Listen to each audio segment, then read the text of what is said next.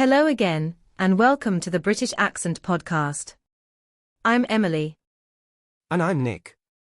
Today we're talking about something that doesn't usually get much attention, not the words we say, but the spaces between them.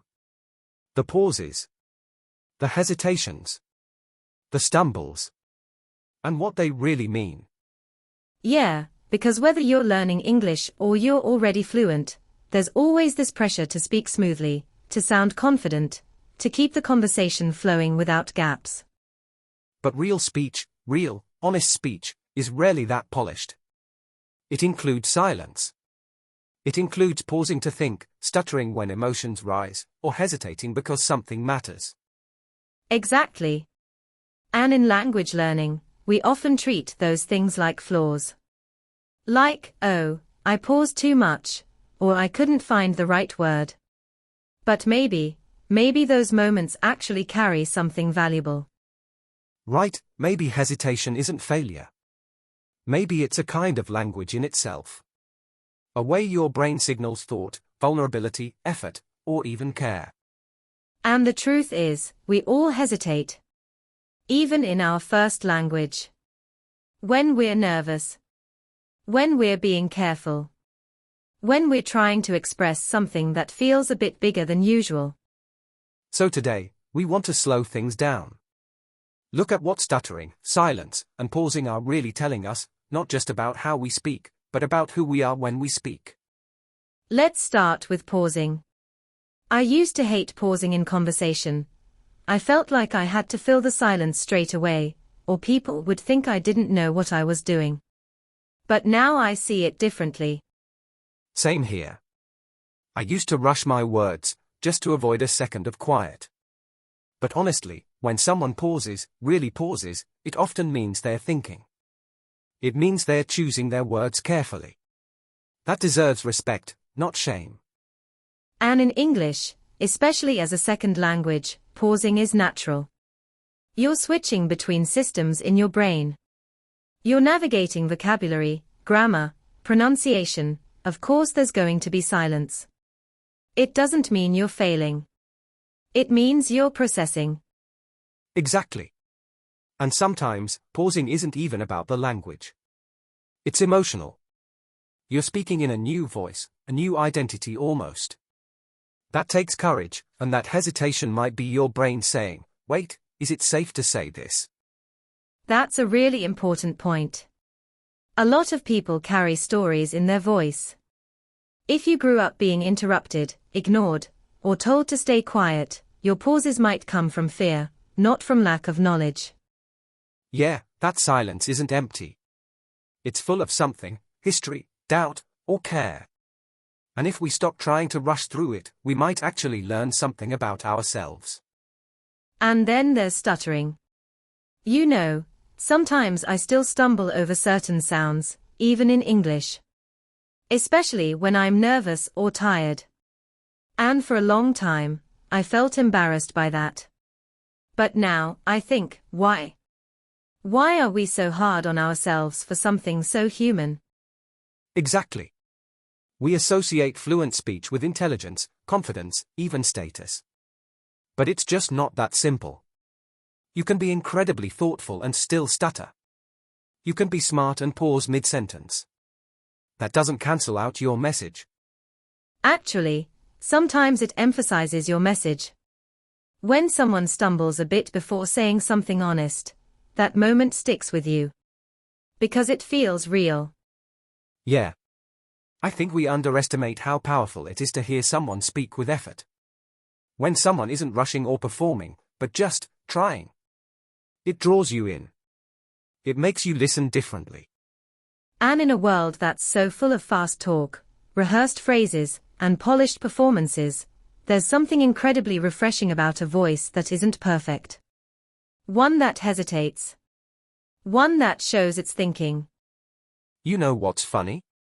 The people I find most engaging in conversations are rarely the most fluent. They are the ones who mean what they say. You can hear it in their rhythm, even in their silence. Yes. And if you're learning English and you find yourself pausing, or repeating, or struggling to finish a sentence, don't see that as failure. See it as part of your voice unfolding. It's not broken. It's becoming. That's such a beautiful way to put it, not broken, just becoming. Because when you allow space for silence and stumbles, you're also allowing space for growth. For reflection. For emotional honesty. And sometimes that's what makes your message more powerful, not less. The pause before the truth. The slight shake in your voice when you're being vulnerable. That's not weakness. That's your humanity showing. And people feel that. They remember it. Not because you spoke perfectly, but because you spoke authentically.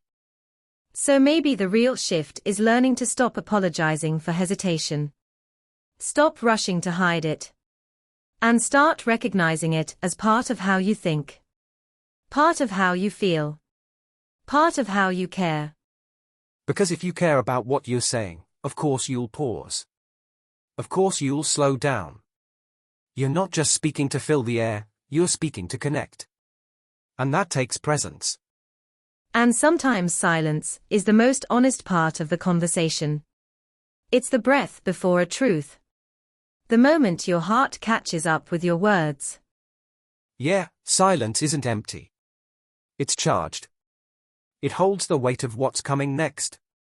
And when we allow ourselves to sit in that space, even for a few seconds, we're giving ourselves permission to be real, not rushed. It's funny how much trust it takes to be quiet. Especially in a second language. Because we're taught to prove ourselves through fluent speech.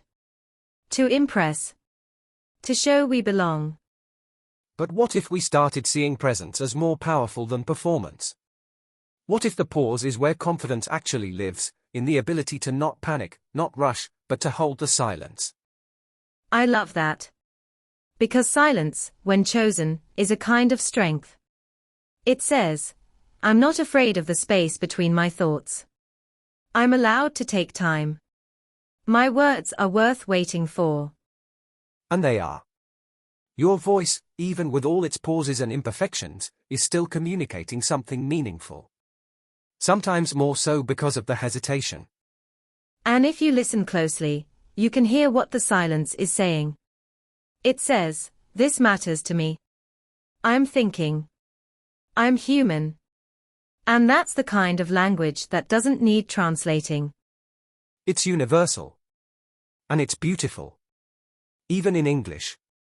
Especially in English, when it's new, and raw, and real. And I think the more we accept that, the easier it becomes to stop fighting with ourselves. To stop thinking, why can't I speak faster? Or why do I keep pausing? Instead, we start asking, what is this pause saying for me? That shift in mindset changes everything. Suddenly, you're not battling your voice, you're listening to it. You're giving it space to speak in the way it naturally needs to. And that's when confidence grows. Not when everything flows perfectly, but when you stop being ashamed of how it flows. When you say, this is how I sound right now, and that's okay. Yeah, and it's not even about lowering expectations. It's about changing what success looks like. Maybe success is saying one sentence clearly, even if you took your time. Maybe it's just showing up to speak, even if you don't get every word out.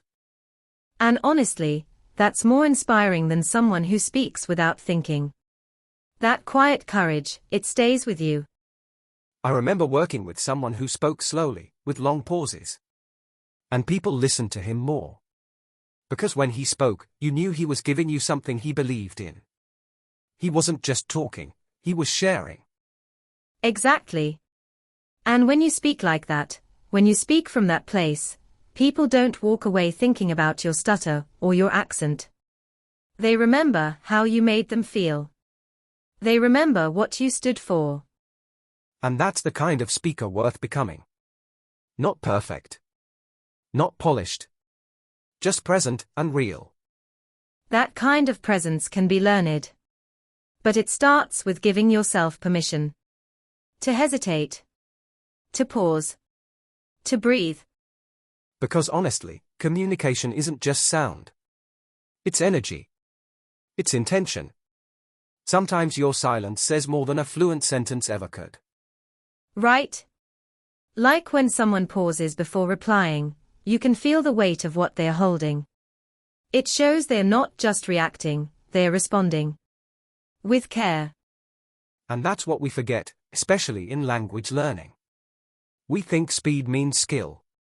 But sometimes speed skips over what matters. Slowness, on the other hand, that invites meaning in. That makes me think about classrooms, too. So many learners are afraid to speak, because they think their hesitation will be judged. But really, that hesitation is just honesty. It's the sound of someone doing something brave. It's vulnerable. It's raw. It's someone standing in a space where they don't feel fully in control, and still choosing to speak. And when we reframe that, we start seeing hesitation as courage, not weakness. It means you're engaged. You're stretching. You're stepping into discomfort, because you care enough to try. And it's important to say this clearly: your pauses, your stutters, your silences, they don't take away from your message. They add depth. They are part of your rhythm. Part of your music. Yes, and they make you relatable. Because we've all been there. Struggling to find the right word. Going blank in the middle of a sentence. It's universal. And it connects us. That connection, that's what matters most. Not the Polish. Not the pace. But the humanity that comes through when you let your voice be real. And to be real, it has to include the hesitation. That's part of the language too. Maybe the most powerful part. Because it shows you're alive in the moment. You're not reciting. You're not performing. You're searching, sensing, showing up as you are. And that's what makes communication meaningful. Yeah. And in that sense, hesitation becomes a kind of truth. It tells the listener, this is not rehearsed. This is me thinking out loud. This is me figuring it out as I go. And that's what makes it so human. Because life itself isn't fluent. We pause. We shift. We lose our place. And we keep going. Speaking is the same. You know, when someone says to me, sorry, my English isn't perfect, I always want to stop them. Because perfection is not the goal. Presence is. Connection is. Completely. When I hear someone speak with care, even if they search for words, I never think, oh, their English is weak. I think, wow, they are really present with me. They are here. And maybe that's the hidden language of hesitation. It's not about confusion. It's about intention. It's a signal. I'm trying to say this in a way that matters. And that effort, that pause, that little silence before the right word comes, that's beautiful. It means you're not speaking on autopilot. You're giving your words weight. And it's okay if the weight shows. It's okay if it slows you down. That's what gives your voice texture. That's what makes it yours. So next time you find yourself hesitating, whether it's a pause, a stutter, or just a breath, remember, it's not a problem to fix. It's a part of the conversation. A part of you. That's such a good point. The pause isn't something you move past, it's something you move with. You carry it. And it carries your meaning. And if someone's really listening, they'll hear it that way too. They won't be waiting for you to get to the good part. They'll be with you in the pause. That's where the trust builds. And the more you accept it, the less power it has to intimidate you. It becomes familiar. You don't dread it anymore, you use it. And it's funny, isn't it? When you stop fighting the pause, it actually softens. It becomes quieter. Less of a block, more of a breath. Yeah. It stops feeling like failure and starts feeling like rhythm. Like, this is just how I speak. And that's okay. More than okay. That's where your voice lives. Not just in the polished phrases, but in the pauses that surround them. the silences that frame your thoughts. And for anyone listening who feels frustrated with their own hesitation, I hope this makes you feel seen. Because your speech isn't broken. It's alive. It's honest. It's part of your language journey. But it's also part of your story. And your story deserves space. Even if it arrives slowly. Especially then. Because the things that take longer to say are often the things worth saying the most. And when you finally say them, even if your voice shakes, or you repeat a word, or you need a second to find the right phrase, they land with weight. They land with truth. It's funny how we're taught to value fluency, but sometimes the most powerful moments in speech are the ones that don't flow at all. The ones where the words almost don't make it, but then they do. Yeah. And they carry everything behind them, the emotion, the effort, the quiet battle you fought just to speak. That's powerful. That's real language. And if you're learning English, those moments are part of the process, not outside of it.